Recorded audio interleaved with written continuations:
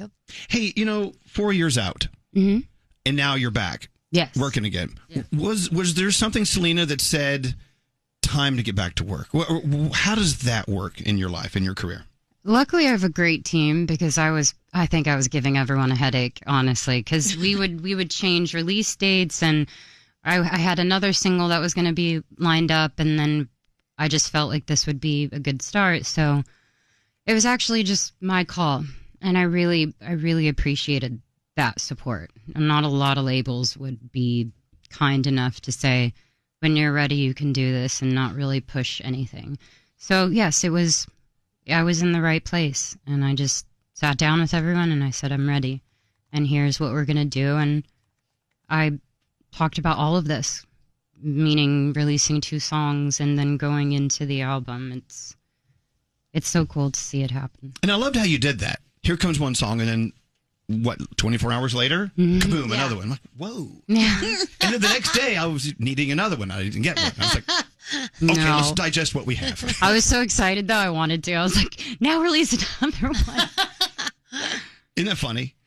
I must assume that when you release a song, like when you release Lose You to Love Me, and you see the flood of love coming in for that song, and then the next day you release Look at Her Now, Flood, it's almost like a dopamine high. Yeah. You're like, why don't we release another one? They're like, calm down, Selena. No. They weren't about to have that. They weren't. But, if you weren't guided by companies and it would all be out. I would just do it. You people are always in the way of fun. Fun suckers. What? They're sucking your fun. Next time, just release songs and don't listen to them. It's okay. Oh, gosh. It's true. I don't know, but with being back and releasing, there's work. Yes. Maybe a tour. We haven't actually had the full conversation yet. It's something that I really, really, really care about, because it's the only real moment I can look at people and it's just thank them and enjoy what I've done with them and feel safe, because I always feel safe. But I don't know, because it was really hard on me. Right. It's a lot of isolation and a lot of work, but that's not what bothered me. I think it was more internal. I just don't know if I had the strength to get through that before. So I'm not quite sure, but I know that it's very important to me. So I'll figure that out. I think it was just a few days ago, Louis Tomlinson was sitting in this chair, and he was talking about how he cannot wait to be back on tour. Yeah. His life is at a place where he needs that right now.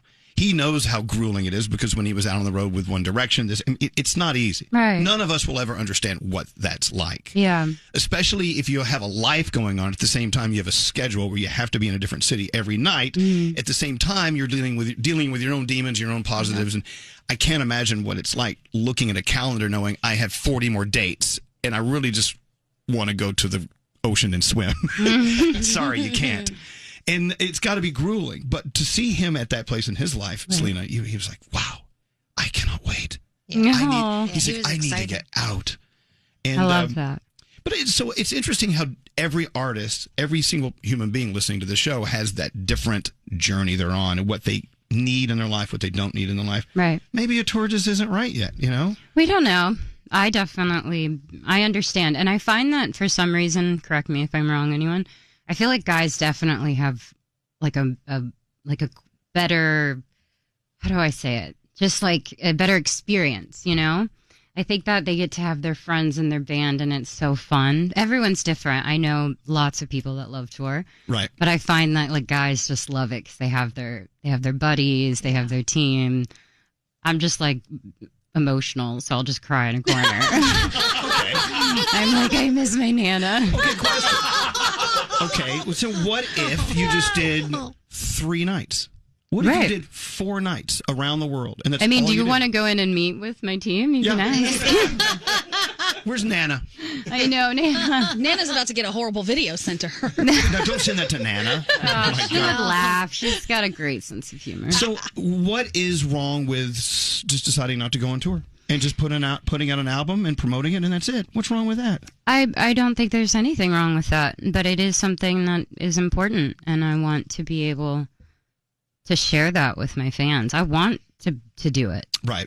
but it's not just the fans. that needing. It's the grueling part. It's like the travel, the being isolated. Right. I get that. Can you take time in between, like say, okay, I'll do a week or two straight, and then I need a week off? Can you schedule it like that? No, I can, but it would cost a lot of money. Yeah. And I just, I don't like putting people through that, as far as crew and everyone. So, no, I'd have to do it.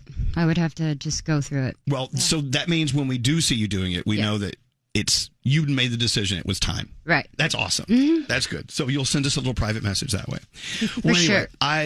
When I first heard Lose You to Love Me, I mean, it hit a lot of people. I'll speak on my own here. It hit me in just a fantastic way.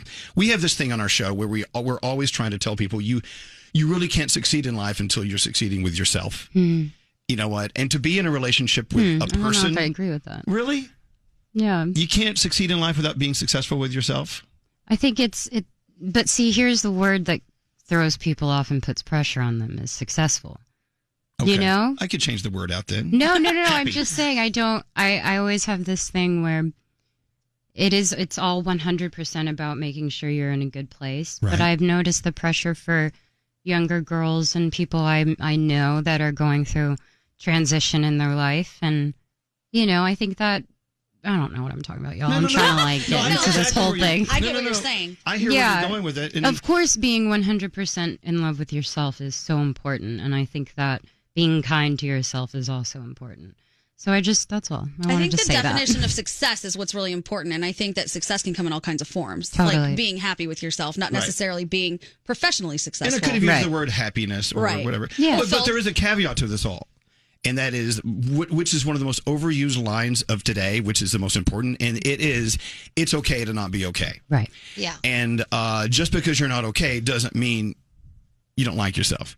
You can actually love yourself by just recognizing that I'm not okay right now, but I'm going to work on being okay. That's loving yourself. Yeah. And it's very hard. I mean, I think I was my biggest, self-sabotaging was all I did for a long time. And so I know that feeling of when you're sad, it's sad. And I've gone through lots of therapy. I've worked with a lot of people and it's incredible. But one day my friend looked at me and it was so simple. And she's just like, it's not a bad thing that you're crying.